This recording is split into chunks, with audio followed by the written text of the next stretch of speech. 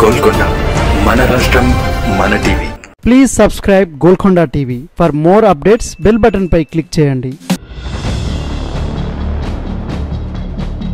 తెలంగాణలో సంచలనం రేపిన phone tapping కేసులో అధికారుల చుట్టూ ఉచ్చు బిగిస్తోంది.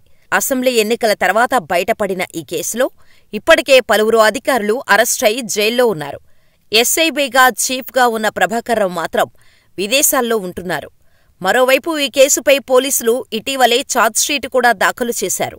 అయినా నిందితులుగా జైల్లో ఉన్న అధికారులకు బెయిల్ కూడా రావటం లేదు. ఇదిలా ఉంటే ఈ ఫోన్ ట్యాపింగ్ వ్యవహారమంతా గత పాలకుల కనుసన్నల్లోనే జరిగింది అన్నది వాస్తవం. విచారణలో రాధాకిషన్రావు, తిరుపతన్న, భుజంగరావు విచారణలో ఇదే విషయం తెలిపారు. సీఎం కేసీఆర్, మంత్రి కేటీఆర్ ఆదేశాల మేరకే తాము ఫోన్ ట్యాపింగ్ చేశామని తెలిపారు.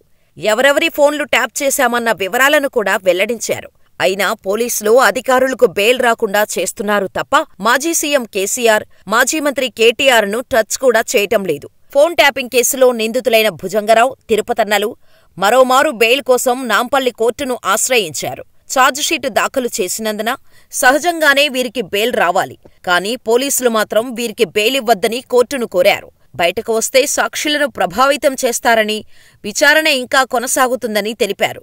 మరోవైపు భుజంగరావు, తిరుపతన్న తరపున న్యాయవాదులు వాదనలు వినిపించారు. రాజకీయ దురుద్దేశంతోనే వీరిని అరెస్ట్ చేశారని తెలిపారు. వీరిపై ఎలాంటి ఆధారాలు లేవని వెల్లడించారు. ఛార్జ్షీటు దాఖలు చేసినా విచారణ కొనసాగుతోందని పబ్లిక్ ప్రాసిక్యూటర్ కోర్టుకు తెలిపారు. దీంతో బెయిల్ పిటిషన్ను కోర్టు కొట్టేసింది. ఇక రేవంత్ సర్కార్ ఫోన్ ట్యాపింగ్ కేసులో కేసీఆర్, కేటీఆర్ జోలికి పోకపోవడానికి మరో కారణం ఉందన్న అభిప్రాయం వ్యక్తమవుతోంది.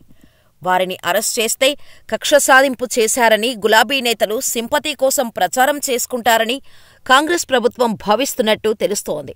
ఈ కారణంగానే ఫోన్ ట్యాపింగ్ వ్యవహారంలో నేతల జోలికి వెళ్లడం లేదని అంటున్నారు.